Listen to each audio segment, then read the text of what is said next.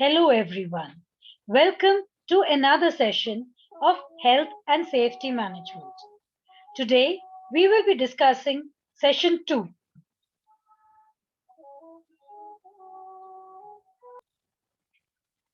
Session 2 is about equipments and materials. First, let us see what are the risks that we can have in retail stores.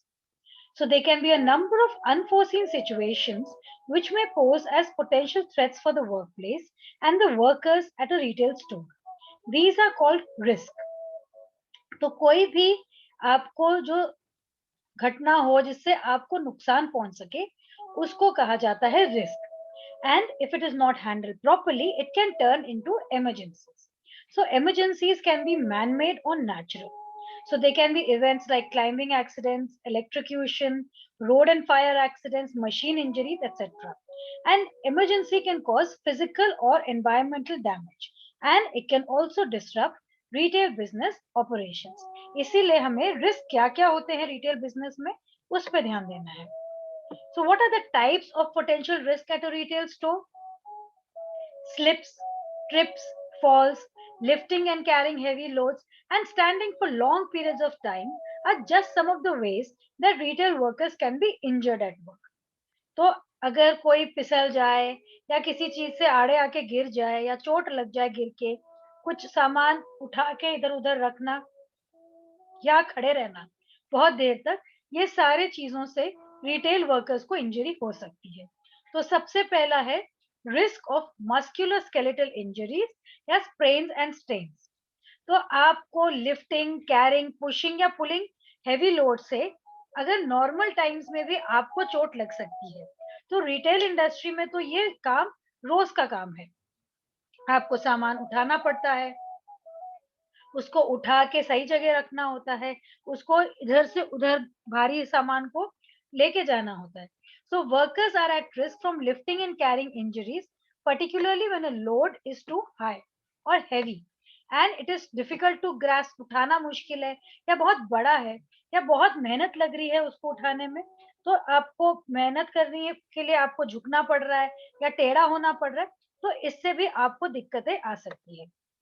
So injuries and conditions can include muscle sprains, strains, injuries to muscles, ligaments, intervertebral disc and other structures in the back, and injuries to soft tissues such as nerves, ligaments and tendons in the wrist, arms, shoulders, neck or legs.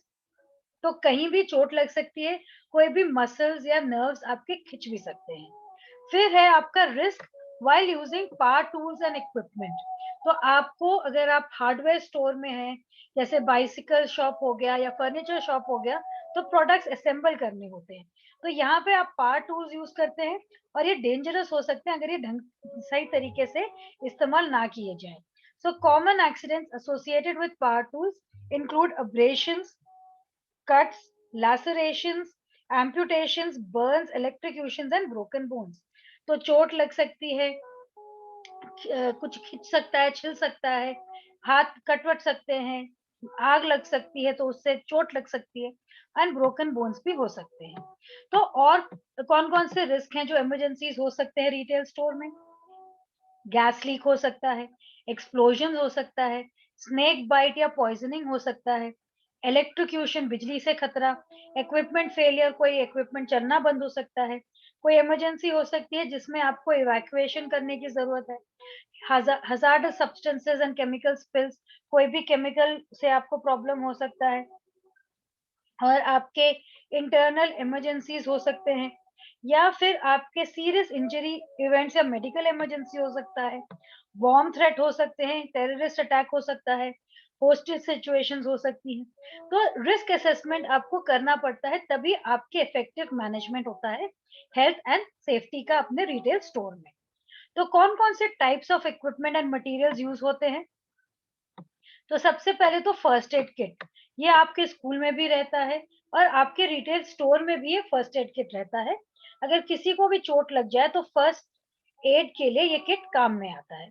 फिर आपके fire extinguishers, ये सब भी चीजें होती हैं, equipments for preventing and extinguishing small fires. So many things including heating system, discarded cigarettes, electrical appliances, poor housekeeping या कोई अच्छे से केमिकल्स ना स्टोर किया हो, इन सब से आग लग सकती है। तो अगर आप क्विक एक्शन लें तो छोटी सी आग बड़ा बन जाए, अनकंट्रोलेबल बन जाए, उससे पहले ही आप उसे बुझा सकते हैं। तो fire extinguishers are commonly used at retail stores. ये आपके लैब्स में भी रखे हुए हैं, आपके स्कूल्स में भी आपने फायर एक्सटिंग्विशर्स देखे होंगे, और ये हमेशा अवेलेबल होने होते हैं। और रिटेल स्टोर के जो स्टाफ है, उनको ट्रेनिंग भी दी जाती है कि वो उसको यूज कर सके। तो करेक्ट टाइप ऑफ हजार्ड है इनका type A for combustibles, type B जहाँ पे आपका फ्लेमेबल या कंबस्टिबल लिक्विड्स हैं, टाइप सी है आपका electric equipment, and type A B C है फॉर जनरल फायर्स। फिर आती है बात आपके स्मोक डिटेक्टर की। स्मोक डिटेक्टर क्या होता है? Smoke detector is a device that senses smoke, typically as an indicator of fire. So commercial security devices, they issue a signal to a fire alarm control panel as part of a fire alarm system.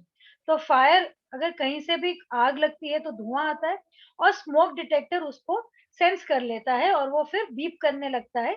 इससे फिर पता लग जाता है कि कहीं आग लगी है। फिर फ्लोर मार्कर्स। फ्लोर मार्कर्स होते हैं आपका विजुअल क्यूज। ये आप अगर मेट्रो स्टेशन जाते हैं तो मेट्रो स्टेशन से आपको कौन सी लाइन पकड़नी है, ब्लू लाइन पकड़नी है, पिंक लाइन पकड़नी है, वो पच्चीन ऐसे बना के रखते हैं। ऐसे ही आप रिटेल इंडस्ट्री में भी कर सकते हैं। Floor marking is the process of using visual cues such as lines, shapes, size और floor, जिससे आपको चलना आसान हो जाता है। तो आप स्पेसेस डिमार्केट कर सकते हैं, हजार्ड्स कौन कौन से वो बता सकते हैं, अपने वर्क स्टेशन आउटलाइन कर सकते हैं, और अपने इंपॉर्टेंट सेफ्टी या इंस्ट्रक्शनल इंफॉर्मेशन भी डाल सकते हैं। तो फ्लोर मार्कर से आप लोगों के बीच में डिस्टेंस मेंटेन करें बिलिंग के एरिया में, वो भी कर सकते हैं। So floor markers are often part of a visual communication system and includes wall signs and labels like caution, wet floor. आपने ये भी देखे होंगे साइंस। फिर आती है बात आपके पर्सनल प्रोटेक्टिव इक्विपमेंट की। तो employers have duties concerning the provision and use of personal protective equipment at work. तो पीपीई जो इक्विपमेंट है उसको यूजर को प्रोटेक्ट करता है अगेंस्ट हेल्थ और सेफ्टी रिस्क एट वर्क। ये आपने कोविड टाइम्स में बहुत देखा होगा कि जो भी डॉक्टर्स हैं वो पीपीई पहन के घूम रहे हैं, तभी पेशेंट्स की ट्रीटमेंट कर पा रहे हैं। So this can include items such as safety helmets, gloves, eye protection, high visibility clothing, safety footwear and safety harnesses, and it also includes respiratory protective equipment. तो आपको अगर कहीं पे कोई कंस्ट्रक्शन चल रहा है, वहां पे भी आप देखते हैं कि लोग हाई विजिबिलिटी क्लोथिंग या हेलमेट्स ग्लव्स पहनते हैं। आपके ट्रैफिक सिग्नल पे आपके ट्रैफिक पुलिसमैन, वो भी हाई विजिबिलिटी क्लोथिंग पहनते हैं। तो ये रिटेल इंडस्ट्री में आप जो काम कर रहे हैं या कोई भी जहाँ पे भी कोई खतरा हो, वहां पे आप पर्सनल प्रोटेक्टिव इक्विपमेंट इस्तेमाल करते हैं। तो आपको नेक्स्ट देखने की जरूरत है, how do we deal with risk at retail outlets. So occupational health and safety, OHS. OHS क्या है? It's an area concern with protecting the safety, health and welfare of people engaged in work और employment. तो following other actions जिससे आप deal कर सकते हैं with health and safety risk. Training कर सकते हैं आप लोगों को, अपने जो आपके स्टाफ हैं जो काम कर रहे हैं आपके स्टोर में, उनको आप ट्रेनिंग दे सकते हैं सेफ्टी इक्विपमेंट यूज करने की और पर्सनल प्रोटेक्टिव इक्विपमेंट यूज करने की। साथ ही में रिटन सर्टिफिकेशन जो एम्प्लॉयज को दिया जाता है proof upon acquiring the formal training, जिससे आप रिस्क से डील कर सकते हैं। तो सर्टिफिकेट में रहता है name of employ, date of training, किस तारीख पे उसकी ट्रेनिंग की गई और किस सब्जेक्ट में उसका सर्टिफिकेशन किया गया। फर्स्ट एड जो है, हेल्थ इमरजेंसी अगर वर्क प्लेस पे हो तो इंजर्ड पर्सन को उसी टाइम इमीडिएट अटेंशन देने के लिए फर्स्ट एड वहां पे रखना जरूरी है। आपके इलेक्ट्रिकल हैजार्ड्स हो सकते हैं, तो जो भी वायरिंग इंस्पेक्ट करते हैं उनको आपको जो रिटेल वर्कर्स हैं उन्हें ध्यान से वायरिंग इंस्पेक्ट करनी होती है, और जो भी इलेक्ट्रिक बॉक्सेस हैं वो कवर्ड होने चाहिए, और जो भी आपके स्विच बॉक्सेस एंड सर्किट्स हैं दे शुड बी लेबल्ड।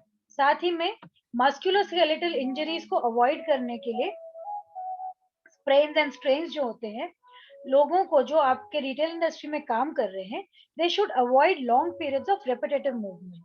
बीच बीच में छोटे छोटे ब्रेक्स लेते रहें और अपने पोजीशन को बदलते रहें। तो ऑकवर्ड पोजीशंस को अवॉइड करें और एक एडजस्टेबल चेयर में बैठें। और आपके जो रिस्क होते हैं जो लिफ्टिंग में आते हैं, उस टाइम में आप अपने स्मॉलर लोड्स उठाएं, अपने हद से ज्यादा सामान ना उठाएं और वेट डिस्ट्रीब्यूशन सही तरीके से करें और हो सके तो मशीन्स यूज करें जिससे आप सामान ट्रांसफर कर सकें। रिस्क ऑफ स्लिपिंग को भी अवॉइड करना है, उससे आप well fitting non slippery footwear पहने। वॉकवेज एंड वर्क एरियाज में डब्बे नहीं होने चाहिए और अगर कुछ भी गिर जाए, कोई भी स्पिलेज हो, तो उसको उसी टाइम बताएं जो साफ करते हैं, ताकि आप स्पिल को क्लीन कर सकें और वहां पे एक मार्कर लगा सकें जब तक उसकी सफाई नहीं होती है। फिर आपका रिस्क ऑफ फॉलिंग रहता है, उसको आपको अवॉइड करने के लिए एक स्टेप लैडर यूज करना है, कोई क्रेट, उस पे सामान रख के ना कोशिश करें ऊंचे आइटम्स को पहुंचने की। फिर पावर टूल्स के साथ जो रिस्क है उसको अवॉइड करने के लिए, अगर वो चल रहा है तो उसको बिना बंद किए उसके आसपास ना घूमे। उसको कोई भी ऑपरेशन के टाइम जो भी उसकी ट्रेनिंग ले चुका है वही उस पे काम करे। और शॉपलिफ्टिंग और रॉबरी का भी रिस्क रहता है, उसको अवॉइड करने के लिए हमें वो इक्विपमेंट रखना है जिससे सिक्योरिटी एंड सर्वेलेंस रहे और नोटिसेस लगे। तो the store must be well lit and a check must be kept on anyone who may be watching the store or loitering in and around it। तो हमें नजर रखनी है लोगों पे, साथ ही में हमें कैमरे भी लगाने हैं, गार्ड्स भी रखने हैं। गार्ड्स हमारे risk of robbery and shoplifting को भी कम करते हैं। सेफ्टी डेटा शीट्स को हमें लगा के रखना है ताकि हमारे जो भी रिटेलर्स हैं उनके सेफ्टी डेटा शीट्स उनके स्टाफ को या नोटिस बोर्ड पे लगे रहें, तो सबको आते जाते भी ध्यान रहेगा कि सेफ्टी के क्या क्या रिस्क हैं जिनको हमें ध्यान रखना है। तो use of equipment with manufacturers instruction, जो भी आप इक्विपमेंट यूज करते हैं वो मैन्युफैक्चरर के इंस्ट्रक्शन के हिसाब से यूज करना है। तो आपको अगर प्रोटेक्टिव इक्विपमेंट यूज करना है, कंट्रोल्स के बारे में देखना है, तो आपको मैन्युफैक्चरर के इंस्ट्रक्शंस को फॉलो करना है। So by reading the instructions and information provided by the manufacturer, retailers can potentially save their amount, अपने स्टोर को आप बचा सकते हैं। तो health and safety of workers जो है वो एक इम्पॉर्टेंट एस्पेक्ट है ऑर्गेनाइजेशन के स्मूथ एंड इफेक्टिव फंक्शनिंग के लिए, और good health and safe performance से आप एक एक्सीडेंट फ्री एनवायरनमेंट रख सकते हैं। अब आ जाते हैं इस सेशन के क्वेश्चंस पर। सो डैश में disturb health retail business operations, तो कोई भी आपके हेल्थ एंड सेफ्टी हजार्ड्स जो है उससे आपके रिटेल बिजनेस ऑपरेशंस इफेक्ट हो सकते हैं। A dash is a device that senses smoke typically as an indicator of fire, तो ये है स्मोक डिटेक्टर। तो risk which turn into emergencies at a retail store include uneven flooring, spills, misplaced boxes, सारे ही option सही हैं इसमें। Contact with electrical equipment, they can cause shock, trip, slip, तो electric equipment से आपको इलेक्ट्रिक शॉक लग सकता है। Dash is an type of equipment and material used in the stores for health and safety, तो इसका आंसर है first aid kit. True and false पे आ जाते हैं। They can be a number of unforeseen situations that never are potential threats, तो ये आपका फॉल्स है, कोई भी अनफोर्सीन सिचुएशन में कुछ भी गड़बड़ हो सकता है। Quick action can not prevent a small fire from becoming uncontrollable, तो ये भी फॉल्स है, अगर आप आग को पहले ही बुझा दें तो अब वो बड़ा आग लगने से फैलने से बच सकता है। फिर मैच द कॉलम्स है जिसमें smoke detector is for detecting smoke और फायर, ई जो ऑप्शन है। फायर एक्सटिंग्विशर्स का सी है, it is used for preventing and extinguishing small fires. First aid kit का आंसर है A, it is used for small injuries. Markers है which is kept as a word of caution, उसको रखा जाता है लोगों की सेफ्टी के लिए। और पर्सनल प्रोटेक्टिव इक्विपमेंट आपका यूज किया जाता है प्रोटेक्टिंग फॉर हार्म से। शॉर्ट आंसर क्वेश्चंस में आपके रिस्क हमने देखे कौन कौन से होते हैं, हमारे इक्विपमेंट कौन कौन से होते हैं रिस्क के लिए, और रिटेलर को क्या करना चाहिए ये भी हम डिस्कस कर चुके हैं। तो कौन कौन से सेफ्टी एक्सेसरीज हैं स्टोर में, और वो इक्विपमेंट को हम कैसे यूज करें, कब यूज करें, ये हमें जानना जरूरी है। क्योंकि हम रिटेल इंडस्ट्री में अगर काम करना चाहते हैं तो हमें हेल्थ एंड सेफ्टी कंसर्न्स के बारे में भी जानकारी होनी चाहिए। तो इसके साथ ही ये सेशन खत्म होता है। अगले सेशन तक मिलते हैं अगले वीडियो में।